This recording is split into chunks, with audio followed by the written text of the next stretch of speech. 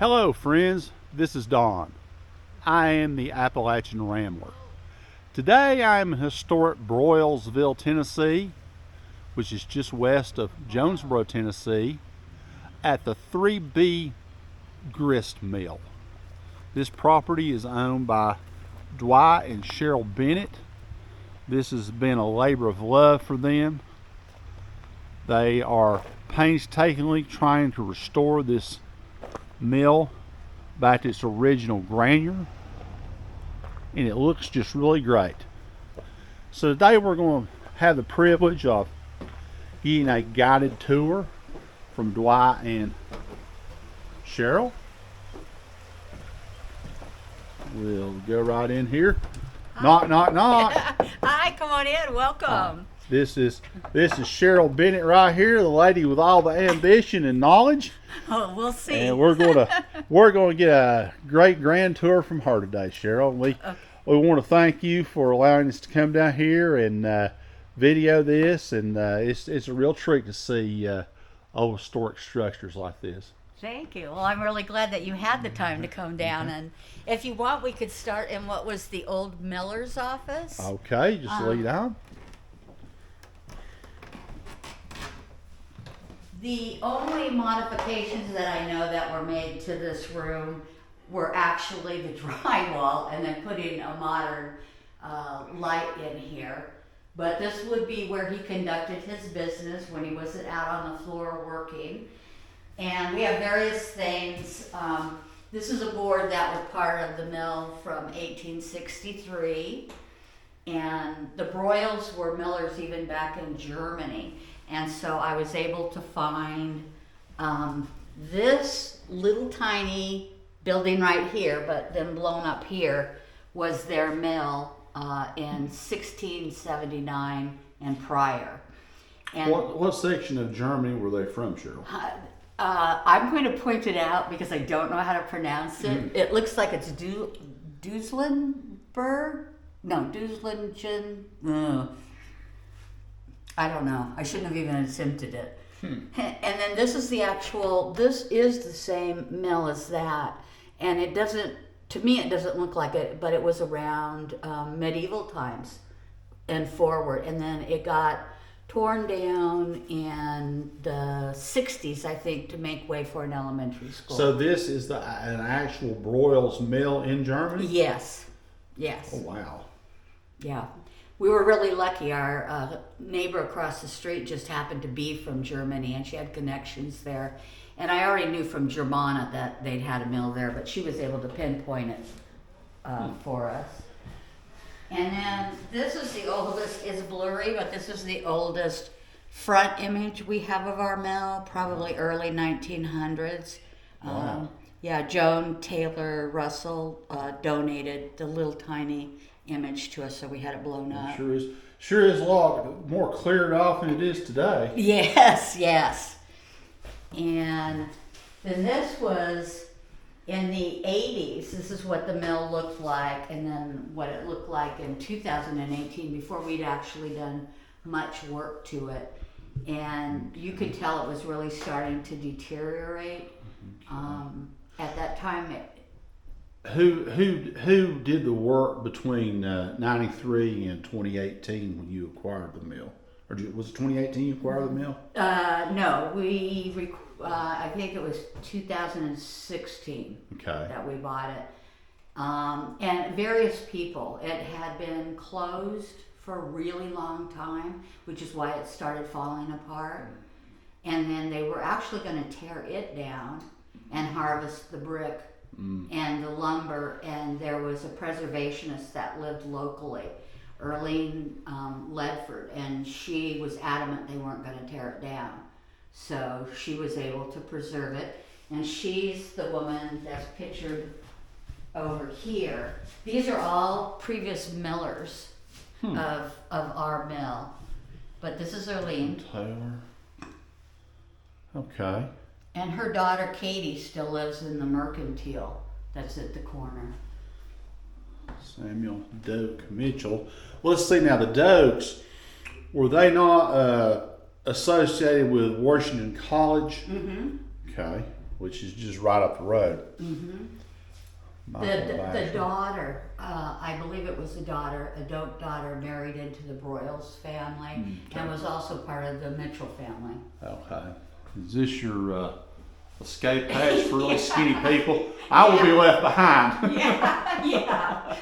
It's where they hid all the booze and prohibition. Oh, okay. No, not really. Well, that would surprise me. Yeah. And then you had asked earlier about the age of this mill. We recently had a professor from Kentucky and several students come down, and they performed some dendroarchaeology tests. They took wood cores, and they could tell, once they get them back to the laboratory, they'll do an analysis and they'll compare them to other trees that grew in this area, and they can pin down the age of our mill. Because originally we thought, hold on a second, we have a little white video. We're impromptu in this video, so for you viewers, you're just getting it raw here. Yeah, it's real life. It's real life. My husband was visiting with someone out on the porch. Anyway, originally we thought this had been built in 1783, and we knew that a Broyles mill burnt down in 1797 and was rebuilt that same year. But it may be that was the Broyles mill slightly down the road. You could walk to it from here. So we're not sure. We think this was in the late 1700s also. We definitely know that it was here shortly before the Civil War. So there's a big span of time there we're trying to pin Now, down. despite my family being in the milling business about the time yours was, I'm not familiar with all these devices. And what do we have here, Cheryl? Okay, these I can walk you up on the stage. These are all belts that were inside what were called elevators, and it was after milling became automated. Before that, everything had to be done by hand by a miller, but this helped brain the grain. In fact, right here, there's a missing. It's actually grain dump, but we didn't get. Well, we have some fellas here very excited to be in this video. So I see Okay, come on, you guys. They're come not on. camera shy. And not only that, but you could tell from the footprints they were in the creek.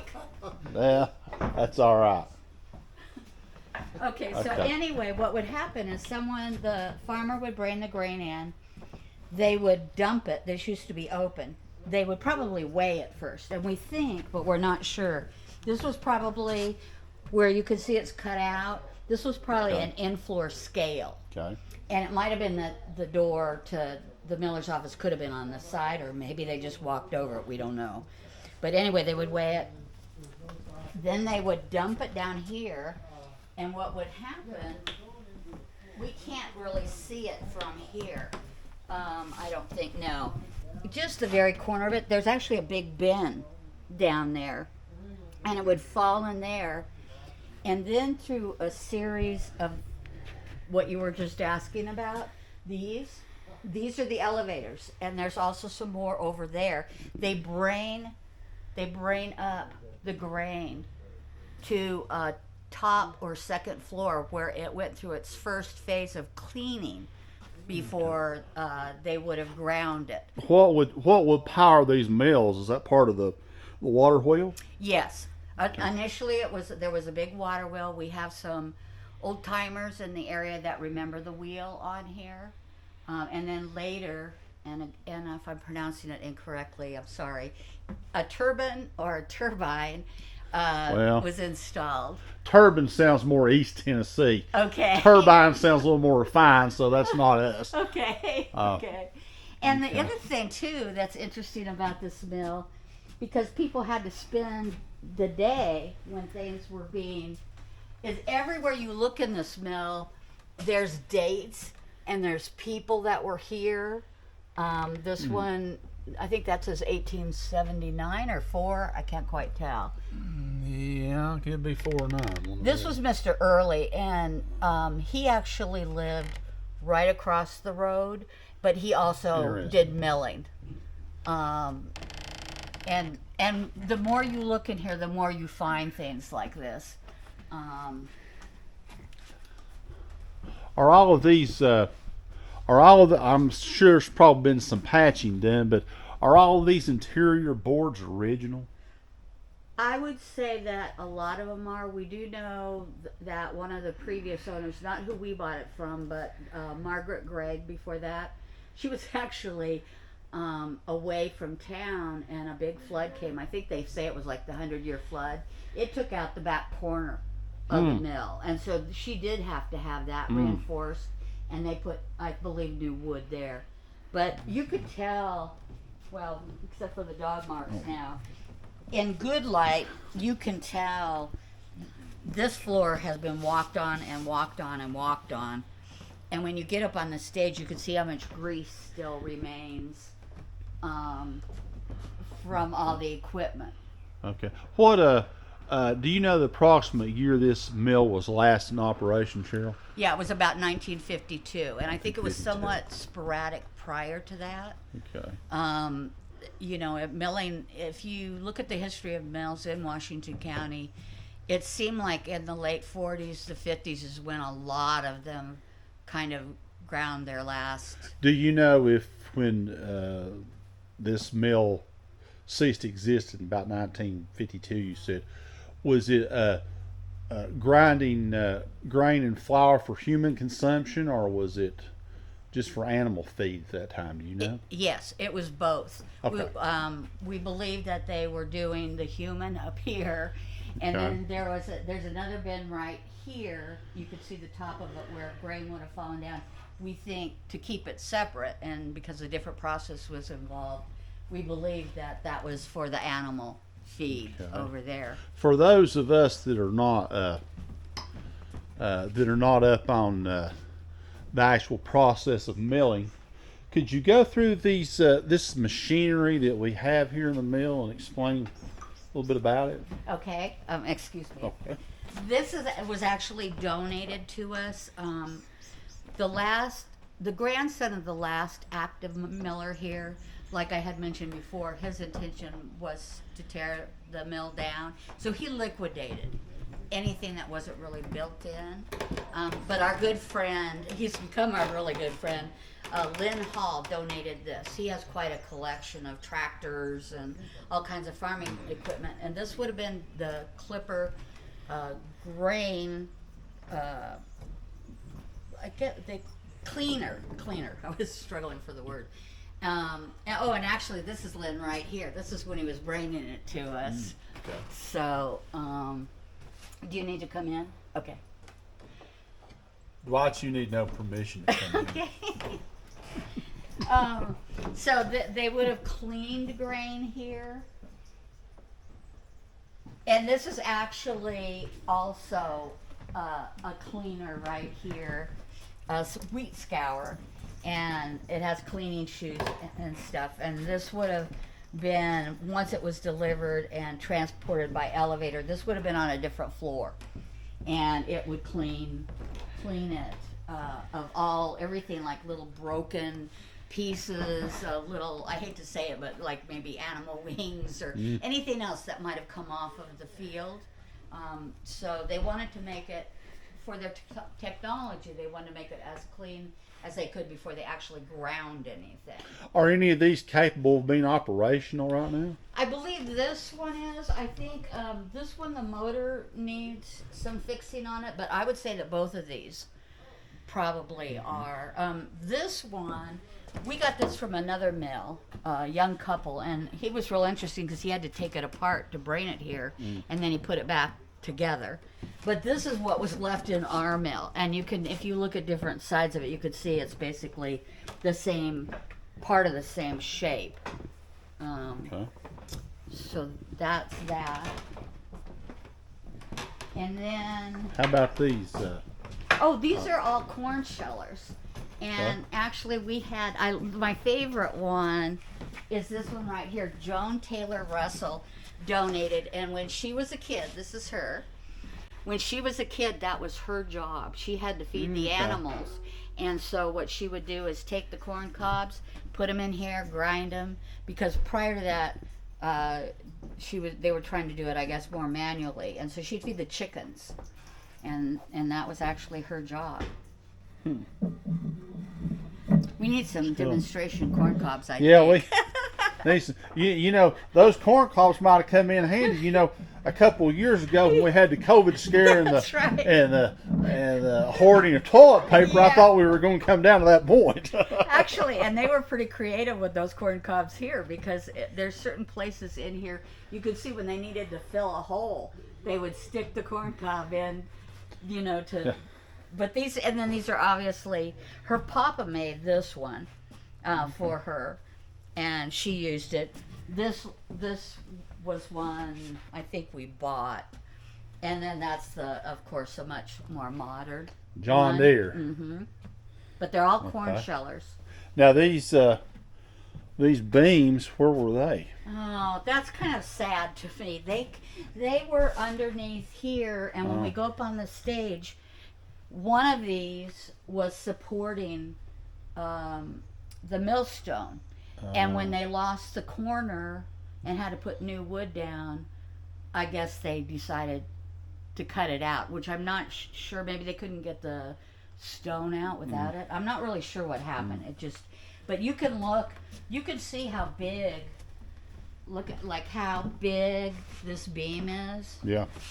Some really huge beams. And the other thing that they did a lot of is they did a lot of stenciling. That is a beam. That beam looks to me like it's probably about 15 or 16 inches by about 9 wide. Yeah, it a runs the massive length. beam. Oh, what's this here? It says, I see Bashers on the side of it. Bashers owned this mill at one time, and I guess it was probably they reused, either they stenciled their name on it or they reused something from somewhere. And I think Mr. Early is here too. He liked to put his name everywhere. Oh, okay. You find him more than anyone else. Now, that gives us a good opportunity. This is called, at one time it was known as the Broyles Mill, but it's now known as the 3B Mill. So give us a little. Okay, that's correct. It was Broyles, and then the Bashers came along right after the Civil War and did some, we aren't sure if they enlarged it. It might have gone from what was called a custom mill, which would be just for the neighborhood or people that could get here within a day's time and home. And then we think it went to a merchant mill, which that's when the railroad had started to come through and they could ship it off.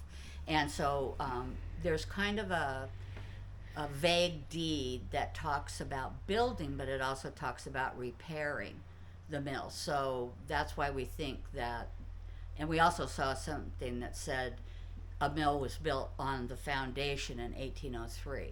So we're not really sure about the 17th. But the Bashers were here for a while. And there's also this lighting. I know the lighting isn't very good, but it's certainly better than they would have had. But now let's not be modest. That third B is for Bennett now, since your last name is Bennett. It is. The it is. Broyles Basher Bennett Mill. That's correct. That's correct. Okay. And then we might as well, because this kind of goes to what you were talking about these belts. And What do we have here, Cheryl? That would be part of the gearing system. So like the water wheel would have turned different, there throughout the mill, and even on the ramp back there, you'll see there's different things that were capable of turning different machinery. I can't tell you for sure exactly what that did, but this was the bin up here where the flour would have fallen through. This is a huge machine that Muddy Forks Mill in Pennsylvania donated to us, and it weighs about 4,500 pounds. And I love this story. Wow. My husband took a box truck down there to pick it up, and they had modern equipment to load it on the box truck. And then he came here, and it was just him and I said, well, how are we going to get it out? And he goes, well, I'm going to call some friends.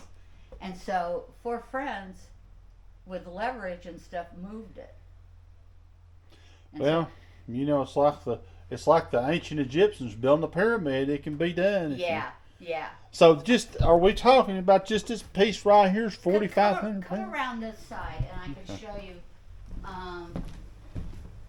This is what it would look like if it were properly installed. It's a sifter, and I think it was an 8 reduction, meaning it could take, once the flour was ground, it could put it in different refinements by shaking it, and like pastries would use a much finer flour than, say, a loaf of bread, and so it depended on who they were making it for. But all of these pieces and you could see right here. The thing that amazes me is this would have been suspended from the ceiling, and it's only suspended by these little skinny dowels, and the thing shook quite a bit. But all of this is part of the machine. All of this is part of the machine. We can't really get out. We're still in process of cleaning. And there's the dowels right there. Okay. And those are wooden? Yeah. Wow. I know. And you think how heavy this is, and like I said, I've seen them in action, and they really shake. Wow. So it's huge. What we need is somebody that has some expertise to install it like it. I believe you're closer to having the expertise as anyone. Well, here's a better picture of it right here. Yes. Okay. Yeah. And then these were all molds, foundry molds. I don't know. I know as milling became more difficult, a lot of people went into a second and third business while they were milling. So I don't know if these were foundry mill molds. Yeah, those are wood. Mm-hmm. Okay. And then all this kind of riff-raffy stuff that you see on these shelves, all this stuff was here. And plus, Dwight and I both like rusty metal. Now this floor doesn't look like it is extremely old to me. No, I think I think that when the corner went out, I think they took the opportunity to also put new wood here, and they probably replaced anything that didn't seem as safe. I don't know. Okay, you got a door there to cover the window. Yeah. I guess that was from Indian attacks and whatever. Yeah. And then let's go briefly up on that stage, and then I'll walk you to the second floor. Go to the stage. It's time to entertain a little bit here. Yeah. Oh. Okay. These, we know from documentation there would have been 2 millstones. Okay. And so my husband has painted the circle. This would have been the exact size of the millstone, and then another millstone there. As time went on, they modernized, and they went to roller mills. Like here's what would have been sitting when they were the millstones. Okay. And then here. Now would the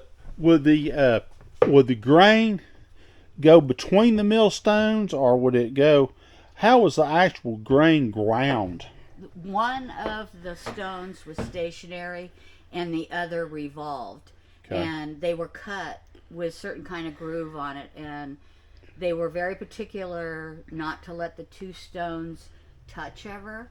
And a miller could tell even by the smell of the grain, not like the burning smell, but he could just tell whether it was starting to get too close. And so that would crush the flour, and then it would go back upstairs for more processing. Okay, well, so actually we have this right here, but would not one millstone be atop the other one, basically? Yes and no. They had 2 separate millstones, but each one had 2 millstones on it. Okay. Yeah. Okay. And then they went to the roller mills. We had 3 of them, and that's pictured. This is not ours. I can't remember what mill. That might have been Dr. Tarr's mill. He gave us permission to go see the one. Is that Dr. Tarr from Mountain City? Yes. Okay, yeah, he passed away. Yes. About 5 years ago, didn't he? Yeah. You know, it's kind of a side point, but you know that. You know, he at one time raced in NASCAR. I only know that because of the internet. Yeah. Yeah. So. Well, I do too, because it was back a long time ago. But he. Yeah. That's kind of a side note. He was an interesting man. Now, without a doubt, these millstones weigh a tremendous amount. They do. And I mean, I just kind of wonder. It really took a lot to support this. Now, in my. Seems like there's a lot of stuff I forget. I went to sleep last night, but a lot of these millstones not made in France. Yes, they were. That was the highest quality. Okay. Would have been for them to come from there, but they also had domestic stones that would be less expensive. I can't tell you what kind we had here. I just don't know. Okay. Oh, ours a flooding there. Yeah, this is the flood that took out the back corner. Now what year was that? I think it was 2000, but I'm not completely sure. And this is since we've had it. There's actually an island out in our creek, and it all but disappeared. And our driveway, we actually have pictures that show where the creek just came and there's no driveway anymore. Okay. So. Interesting. Okay, and here, what do we have here, Cheryl? After we no longer had the water wheel, another miller whose father, I think it was the Campbells, put a turbine. Oh wait, turbine? How did you tell me to say it? Well, I don't know. I'm just saying. Just. T. I'd say turbine. Turbine. Okay. But I don't know. Anyway, they put one in the other mill, and when that worked out for them, they went ahead and cast one for our mill. And our, I think it's over there. We have a dam that still exists, but it's not on our property because this used to be a much bigger piece of property. And it's a massive dam up the way on our neighbor's property. But how first they fed it, like conventionally they do on a flume, a race and then a flume to our mill for the water wheel. So this is a turbine. Turbine, not turbine, but turbine. Yeah. So we had someone make us a replica because I am not a turbine or turbine expert. So this is kind of to show how the gates open and shut, and then once the water is hitting it, it starts spinning, and this then connects to other things that run the mill. And ours would have been suspended in a pit like that. Okay. This would have been like in an open pit, and the water, after we no longer had the flume, the water came through pipes. And so we still have remnants. And this is for anyone that's interested. It shows how the T actually works. And this shows you what this corner used to look like. This was where one of the stones, they removed the stone, and then they also, I think, removed this board. But they would have, this is one of the original wheels that they would have turned to let the water. Oops. Okay. And a flower ban. Well, watch your head when you go. I know I'm getting an education here, but it's kind of like I feel like I'm trying to take a sip of water out of a fire hose. I'm not the. Well, and I tend to be a fast talker too. Well, no, it's not your talking. It's just I have a slow brain. I kind of doubt that. I've seen things that you've done. Well, you should know that. This was the apparatus for the turbine. Oh, okay, cool. Yeah, and there would have originally, where I showed you that hole was to turn where the wheel was, there would have been piping that would have gone through, and those wheels would have been inside where they could regulate the water, and also start all the machinery. Yeah, that's nice. It is nice. It's really nice to have that. And see, these are the pipes. There's one of the pipes. Oh, okay. There's another one over there that's been eaten through. And then the third one you can't see. It's underground somewhere. But we know it's there because we... Now we're not talking about those black pipes right there. No. Those are drainage pipes. Because we're in a low place. Right. So, and then this is my joy. Oh, these are some more of the belts that took the grain up. Okay. Oh. Don't look at the floors because I haven't mopped yet, and then now the dogs have been in here. Okay, that's all right. Oh, this must be the library area. Yeah, this is my research center. Oh. It's a collaborative research center. Research or center. Will be. Wow. And each notebook denotes a certain subject. Like the white residents are the black notebooks, and then when you get down lower, the African American, and that could be either enslaved people or free people of color that lived here. All this has to do with Broysville.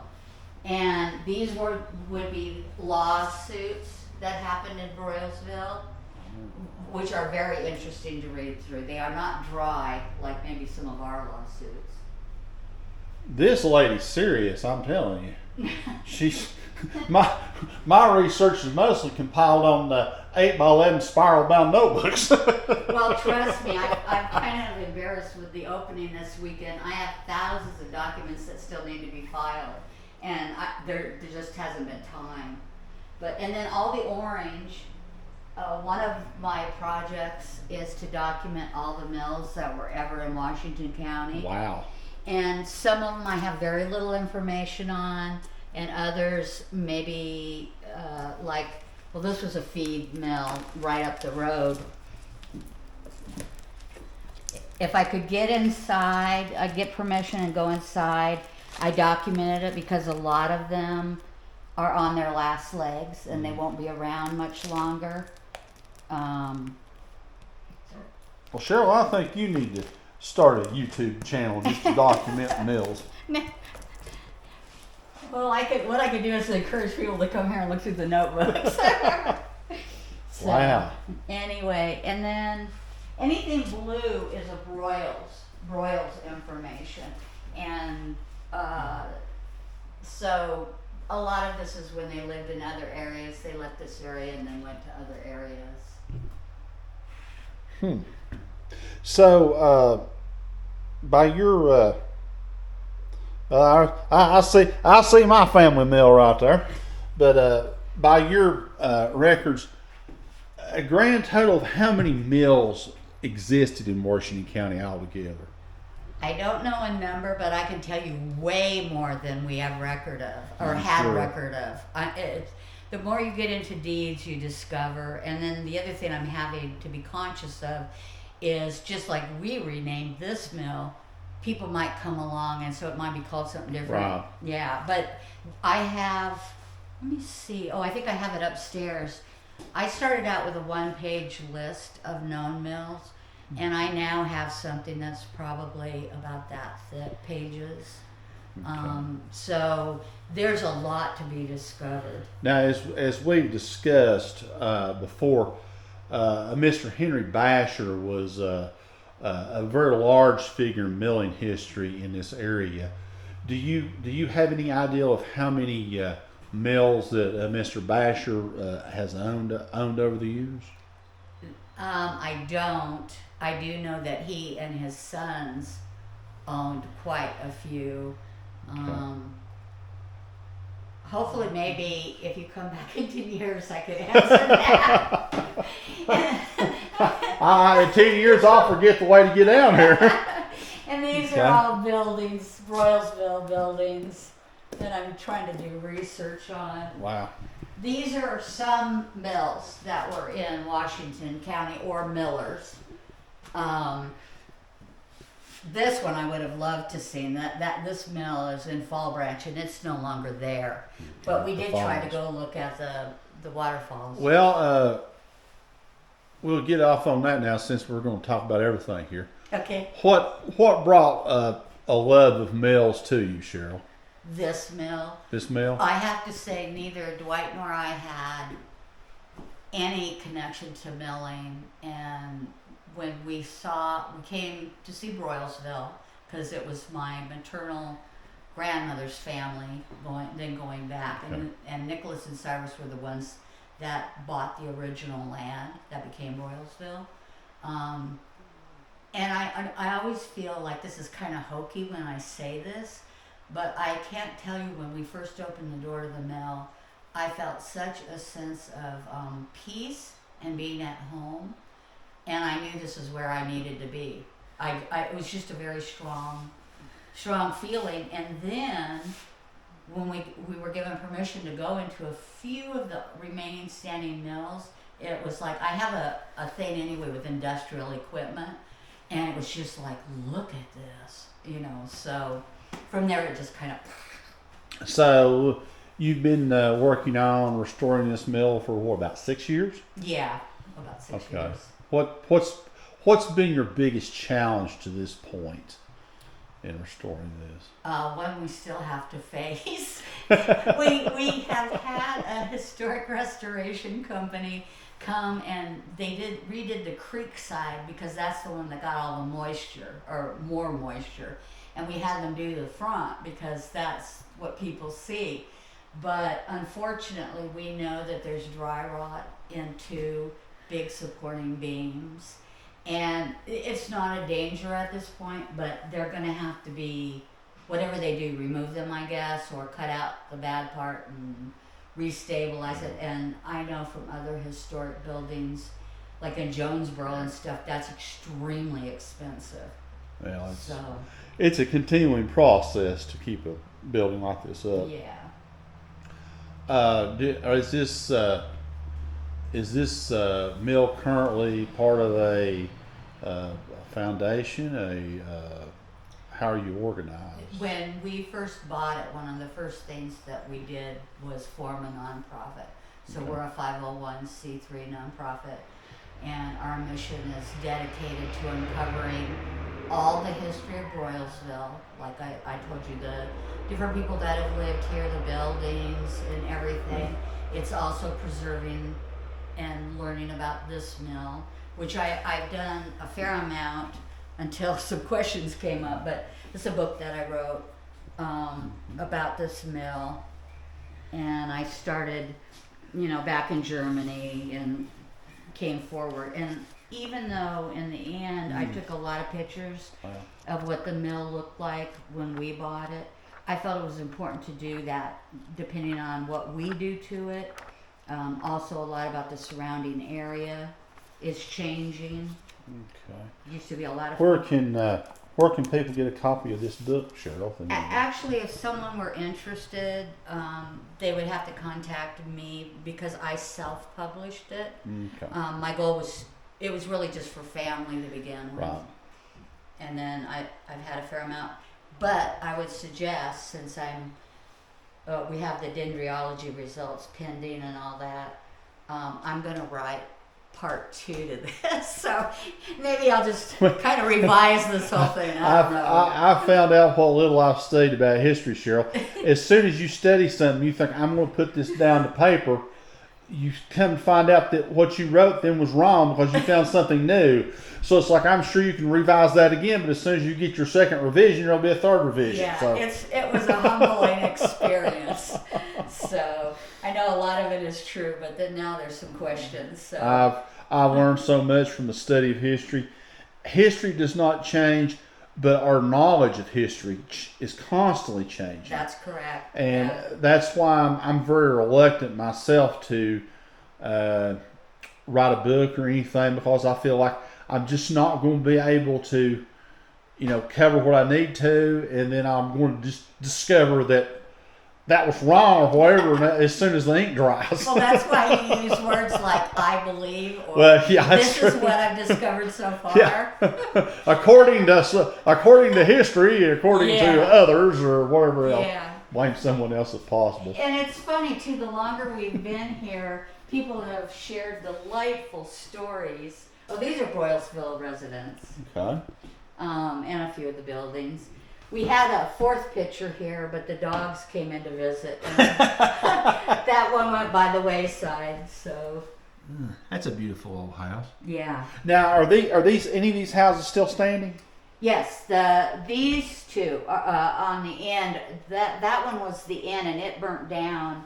Okay. And off the top of my head, I can't tell you if it was 2004, 2006. Seems like I can remember that. Mm-hmm. The end burnt down about the same time as a mill in Telford. And that was the Eureka Roller Mills. Yes, wasn't it? It was a fascinating building. So I don't know much, but I briefly remember names and things, but I can't remember. I can't remember. What's this? A counterweight, or is it? It was something that was inside the mill, and somebody else put it out here. And then there's the old outhouse. Oh, the old outhouse. Well, yeah, that's historical right there. Yeah. And actually, until I think it was. There's the old propane tank. Yeah. Well, Ingenious stuff. now if you this is the old outhouse, but I'm sure you probably know what that is. In the background over there where it says Husky on that. Well, I know it's a truck. I believe that's no, let's see, is it top? No, maybe it is. I was about to say, being from neighbors having dairy farms, that's where they would pump their the manure out of the holding ponds and take and spread it on the field. Oh, really? My mother always called it the honey bucket. Okay, okay. Yeah, And, you can see where the rise goes up. That then is the end of our property on this end. And Okay. that's our neighbor's. That's a beautiful old house. How old's that house in the back? I think that was about in the early 1900s. Okay. I know somebody that moved into it in 1912, and I'm trying to remember. Okay. Okay. So now we've got to tour the outhouse. This video is officially taking a bad turn for the worse now. Boy, I bet it's hard to keep those gutters clean, isn't it? Yeah, we had somebody come out and they actually said we need to have it kind of restabilized. They were able to clean the front, but I think they said there was a gap or it was loose. So another to do. Yeah. Never ending. Okay. Okay, are you ready to go upstairs? I am. Okay. Our viewers may have all fallen asleep at this point, but well, we're just going to do this for self-satisfaction. Yeah.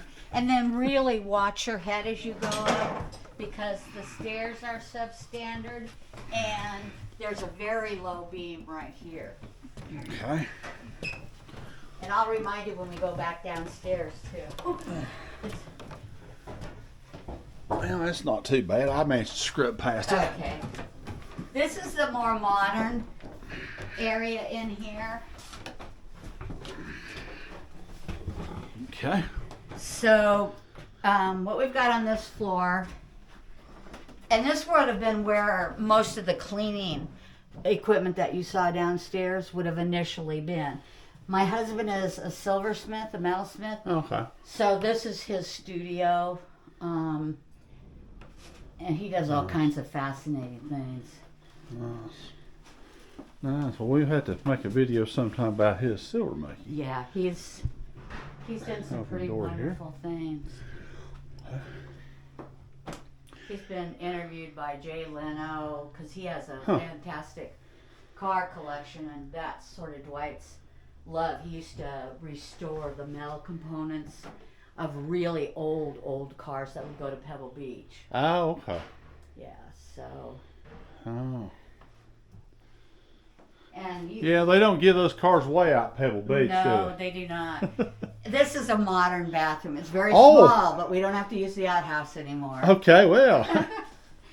And then, I hope it's clean. This is the modern kitchen. Small, but since neither Dwight nor I cook, it works out fine. And then... You must do a lot of eating out then. Well, we eat a lot of soup and... You know, I've got a thermometer exactly like that. That was, it came out of my uncle's old grocery store. Really? Yeah. I can't remember. I think this one was here. And then there's a little tiny step here. Okay. This is Dwight in my office, which is really messy. This is a thank you board we have to still put up, thanking all the people that have been so generous and different organizations that have been generous to us. Okay.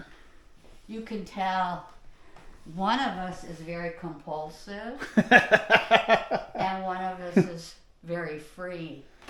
Well, I could guess which is which, but And then this, I mean, it's just a bedroom. Yeah. But what's nice about it is the creek is right there. So Oh, that's we nice. always sleep with the window open. Yeah. Even when it's freezing, we like to hear it. Oh, I like all these doors. Yeah, it's nice. It lets a lot of light in. Yeah. Oh, is this Be careful. There's this. You gotta push. Just push out. Oh. Yeah, and watch your step. Okay. We're back over here. And this. Silversmith shop. Okay. And this is actually the bin that we saw on the first floor. Yeah. We were gonna put glass over the top, but we haven't bought okay. it yet, and so people could look through. This floor's got a little bit of slope to it, hasn't it? My chair is actually chained to the wall. Because if my chair's not chained, I go across the whole floor. I mean, it feels like it's about a 3-inch drop between that point right there and this. Oh, well. You want some light? No, Okay. that's fine. I think that's what they call character. Okay. And you can actually, I should have come up the stairs, I should have showed you. Now, there we've got this hole right here. This is not that. No, this is not where the office was. No, if you look closely, the floor is covered with all kinds of holes where belts and elevators and things would have gone through. See, they covered this hole up. There was a belt that would have gone through here. Okay. We did not modernize our office area and the bedroom area, so we don't know exactly what's underneath that. Okay. But you can see, these are the bin doors where they would have checked the grain. Oh, okay. They come up. I like the way you even closed this with these windows. Well, we can't. We like it too, but we can't take credit for it. It was a previous owner. So, and these were actually some of the mill's original windows. We still have some in place, but they, I guess, wanted. Now we've got some type of alarm right here, haven't we? Actually, what it is at the night we turn it on and it's a light. Oh. A night light for us. I don't really know what it was. Says, I don't know, in the red light district now. Yeah. Okay. Well, you need it because at night you have to go from the bedroom to the bathroom, so there's got to be a little form of light. Okay. And in the winter you go really quick because there's no heating in this area. Yeah, I'm sure. Well, this is nice up here. And then... we get another floor. Yeah, and really be careful because this one's even lower than the last one. Yeah, I remember now you said something about third floor. And I've started bringing chairs from the open room. We'll go into it in a minute. So usually these chairs aren't sitting here. But boy, I bet it gets hot up here in the summertime. It does. You can see the creek. Oh, I love this. Margaret Gregg, who was the artist that used to live here, this was her bedroom. And I could see why. It's very peaceful up on this floor. Can we hear Sound of the creek? Can we hear the creek? Oh, huh. It's Okay, yeah, that's good. Oh, I can hear that. I bet you could really sleep up here. It's okay. I don't know if it'll stay. Oh, you have the magic touch.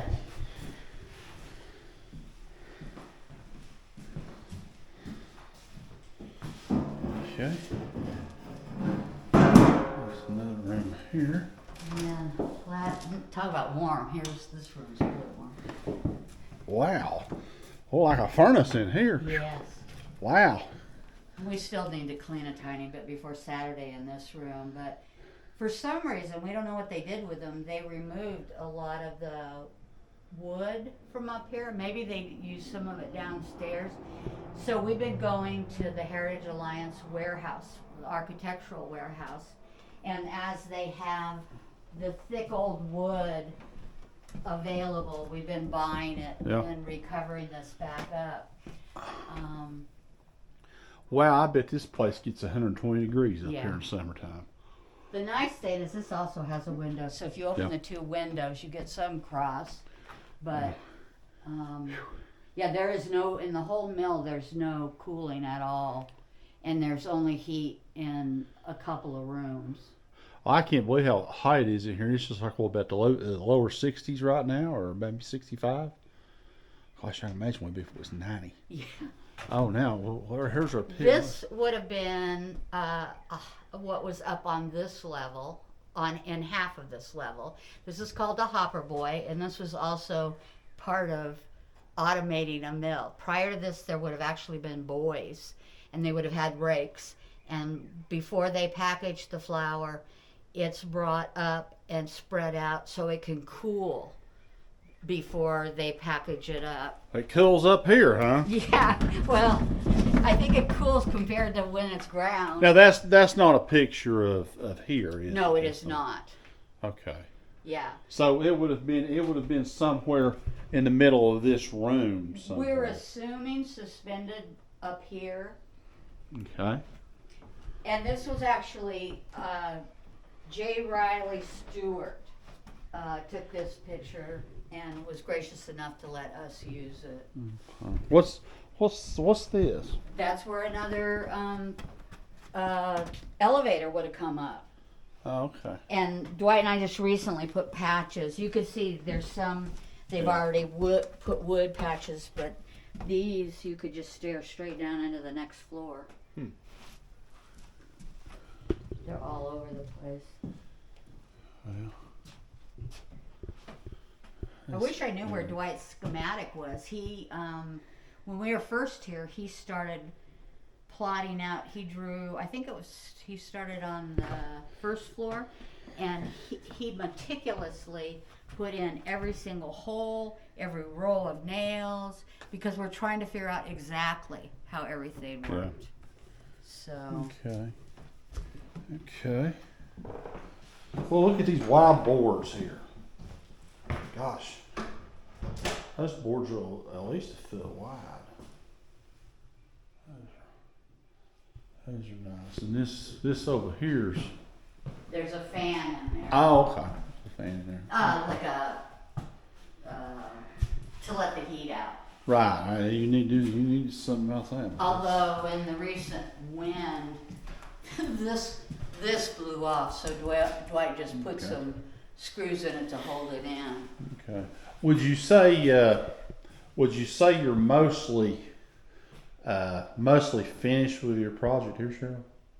No. Well, I know you're never done, but nobody's ever completely done. No, actually, after we bought it, there were numerous things that happened in our personal life that didn't allow us to spend the time. I can understand that. Yeah, and so I feel like we're finally just to a point where we can really put the energy in, but the research aspect of it will never end. Right. And then we've got to finish, the restoration part. We do go every year to, is that what this is? Society for the Preservation of Old Mills. They have a conference in different states every year, and we get to see functioning mills. We see mills they've turned into B&Bs, mills they've turned into small theaters, and you're around people that are millers, but also people that are engineers and like the technical part of it. And so every year we look forward to that because we learn more and more. Now, I'm catching that you're kind of making the mill here a center of the historic Broysville. And what are your plans? What do you want this mill to become, or what maybe the next 5 years or 10 years? What's your real goal here with this? I'd like to really expand the collaborative aspect of the research center, and I'd say several times a week at least we get someone that calls and either wants to know about their family and doesn't know anything, or they've done extensive research and they're willing to share that. Okay. We also, I guess it's probably more the personal aspect of sharing information, and for anyone that's interested in mill or historic buildings, I wish we could be the Bennett Barons and take over all the buildings. And I mean, I don't think the people would like that, but I would love it if we could really preserve this little slice of Washington County history. And I know this is probably very unrealistic. I don't really know how you go about it, but you ever have any hopes of getting this mill to where it could operate again, just as a? It's funny that you should ask that, because when we first bought this mill, that is, I mean, I guess I dreamed big, and I thought we could do that, even though my husband and I are in our 70s. We've never done any milling. We don't know anything. I mean, we do now. Yeah. And everyone kept going, it's really expensive. It's really expensive. And I was like, oh, we'll just do a little at a time. It turns out it's really expensive. And we just don't have the background you know, to do it, and because so much of the equipment was liquidated, it wouldn't be realistic, but I would love it if we could have done something like that. Yeah. I would think that there would be some people in the local area that have a great deal of interest possibly in milling, that probably have a great deal of knowledge about it, that would be glad to help you out. Yeah. Yeah, I'd like to see, if nothing else, just a reenactment of what actually occurred, of you know, farmer bringing in his wheat or his corn or whatever else, and actually see this mill go through the process of refining it and grinding it. Yeah. But you know, you said it's a big process and it's a long way off. Yeah, but I'm a firm believer. It's like you start out just with the idea, a lot of times, even if it's crazy, and then you go from there, and hopefully you can turn crazy into reality, or you learn it is crazy, and you couldn't do it. Personally, the one thing that I would really like to see, and I know it's difficult, it's very expensive, hard to find, I would love to see the millstones back. Yeah, I would too. We've approached several different places. What the big problem seems to be, because there are a lot of mills that still have equipment, and the mills are about ready to fall down. And there's different people that said yes, they would sell, but what seems to happen is a lot of times mills were outfitted in a custom manner, and so somebody wants to sell all their mill equipment to one party and then have it. And as you saw, the footprint of our mill, even though it's 3 stories, it's relatively small, and I can't imagine buying a 3-story functioning mill equipment. I mean, it would be. Did you see that? You probably did. American Pickers. I love American Pickers. Did you see that episode? It's been 5 or 6 years ago, where they bought a pair of millstones in Mountain City. No. Yeah, they came through Mountain City and bought a pair of millstones. Maybe I can appeal to their good nature if they still have them. Well, we don't know. We don't know where they are, but yeah, it would really be neat to see that happen, you know. And of course, that's just a pipe dream, and a very expensive pipe dream, and not a reality. But you know, if you had the old water wheel back, and actually, we are going to bring the water wheel back. Are you? Yeah, we've started. The first thing we had to do was do enough research to know what size was here, and it was really interesting because we talked to Robert Hilton. He and his wife did an oral interview here. And they both remembered the mill, and we had, when he was a kid, and I don't know how old they are, but I'd say they're probably, well, I shouldn't even say, they're older. And he guessed at how the mill was, and then several years later I found documentation, and it was right on, exactly what he estimated. So with that, and then it also had other information, because one of the census, if you had a mill, it had a lot of information, like how many months of the year were you operational, full-time, part-time, how many stones you had, what size the wheel was, and how fast it ran, and a bunch of information like that. And what he remembered as a kid came to be. So we've located a company, I think it's in North Carolina, and we need to save the pennies to have them come out and do a preliminary study And then once we get past that stage and we know what we're dealing with, then they have to get all the permits, and we can't, which wouldn't be a problem, because when you use water, you use it, but it flows right back into the creek. Right. So you're not depriving anybody of any, but they're relatively maybe noisy. I don't know. I've not really seen one. Well, they can't be noisier than that. That Bitcoin operation. No. You mean the one that was going to be here? Well, yeah. Okay, so I guess you have to have permits to put a water wheel on here? I'm sure that I don't know. This is rural Washington County. Yeah, it's. I still think there's probably, because you're affecting the environment, it's using the water. You have to be really respectful of your neighbors. I'm sure there's probably a lot of things you have to go through before you just have a will made and put it back on.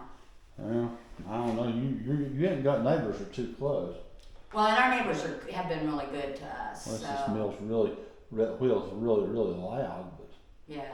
I don't know. I've never actually seen a operating mill water wheel, so I don't know how loud they actually are. We've seen several, but when we saw them with Spoon, we weren't seeing them with the intention of how noisy is this. Yeah. It's just seeing the beauty of it. Well, if nothing else, it's beautiful just to be able to look at it on that creek down there and listen to it. So. One of the stories I liked, I don't know how much, can you tell there's a little tiny island out there? Yeah, I can see it, yes. Yeah, anyway, Joan told me that when she was a kid, she and her cousins used to call that South America, and they would go over there and explore. And those are the kind of stories that I love hearing, that if you don't hear it, that information will just be gone at some point. Okay. So that's just beautiful. I think we need to go downstairs and go outside and actually look at the water and some of the. Take a look at the. Let's see. There's your dogs hanging out. Yeah, even though it's not ours. Stone foundation. Mm-hmm.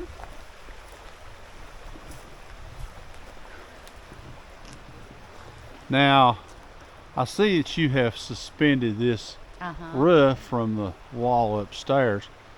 Any particular reason for that? Just didn't want to put in a post, or? No, it was actually like that before. We just recently. It doesn't really look like it though. We had that re-roof, and I think they put new ones on, and I don't know if it was always that way. That's interesting. I've never actually seen something like that done before. Well, then it probably was somebody that lived here in more recent times maybe thought to do it. I don't know. Well, I think about too many things. That's good. It's good to be curious. I'm a little too curious. I'm like that cat. It's going to kill me here. Now, let's see. Let me see if I can get down here and be really careful. Let down here without falling in and killing myself. Okay. Now we've got this.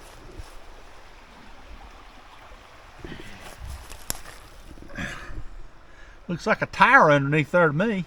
A couple of tires.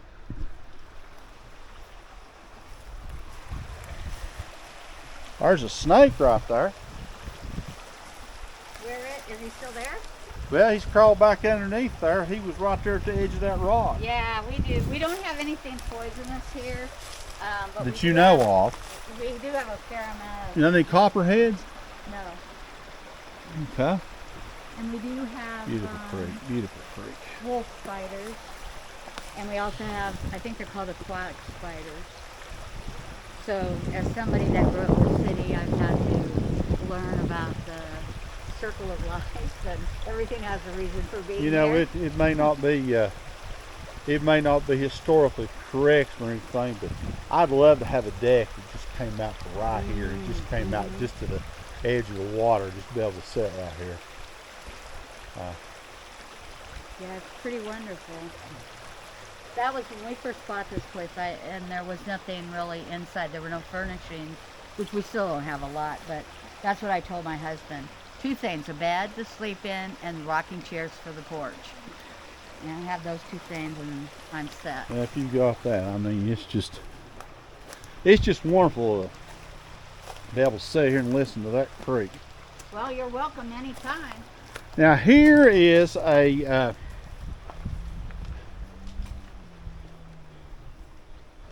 here is millstone. Was this millstone in this mill, or did you? Okay. If we didn't pull it out, somebody else pulled it out. Okay. We don't know. There could be a second one. Just recently we stumbled across something that had been in the newspaper. I think it was in the 80s or something. And they talked about a millstone that was in the back. Now it might be that they because they told about a chunk out of it, it might be that this was it and somebody, drug it out. But I'm hoping maybe there's a second one back there. Okay, looks like that's part of the.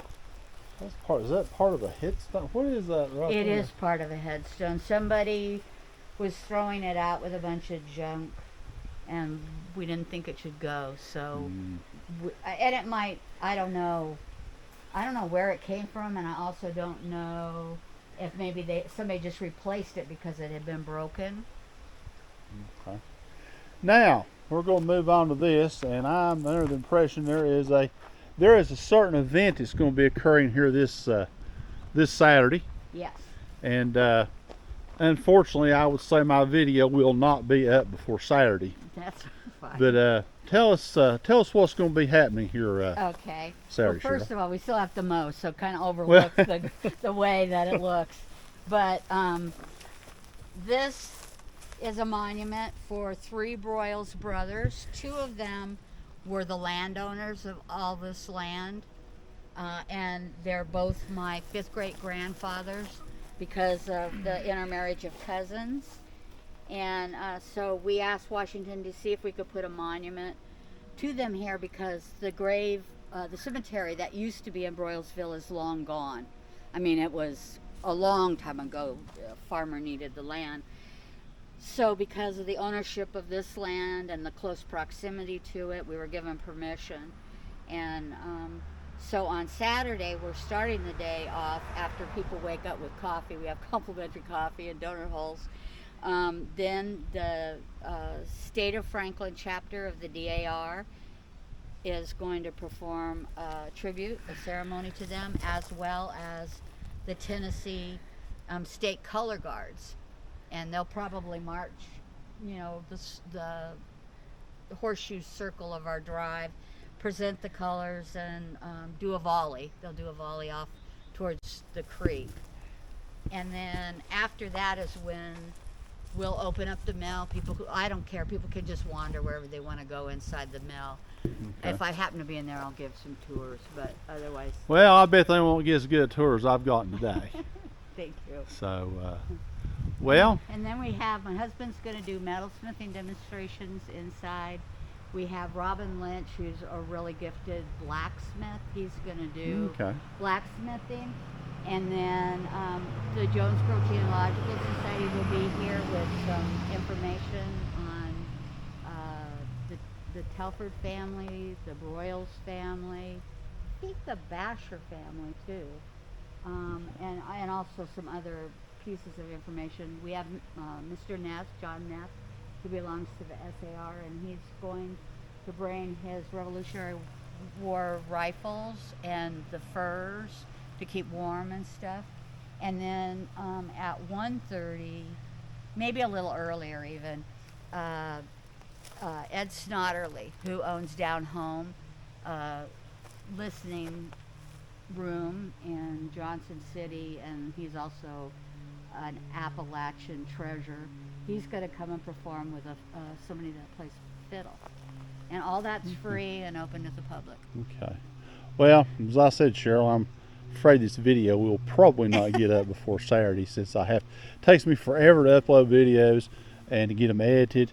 But we'll keep that in mind. But I think we'll maybe end this video here right now, unless there's a lot more that we could probably go on for hours more, but we're already well over an hour right now.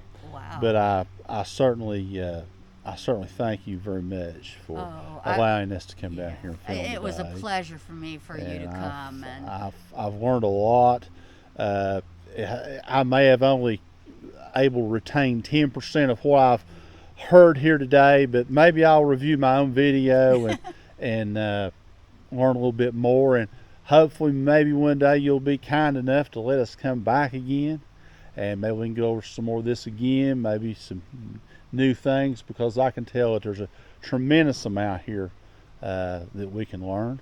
And I just thank you again for letting us show up. Well, you're always welcome to come, even if you just want to sit on the porch and not talk and listen to the water. Well, now that sounds mighty appealing. But I see a lawnmower over there, so I may have to mow for my upkeep, and I don't know about that. But anyhow, folks, I appreciate you joining us today, and I appreciate Cheryl for being with us. I really enjoyed this video today, and I hope you will too. Please like, share, and comment, and I'll see you on down the road.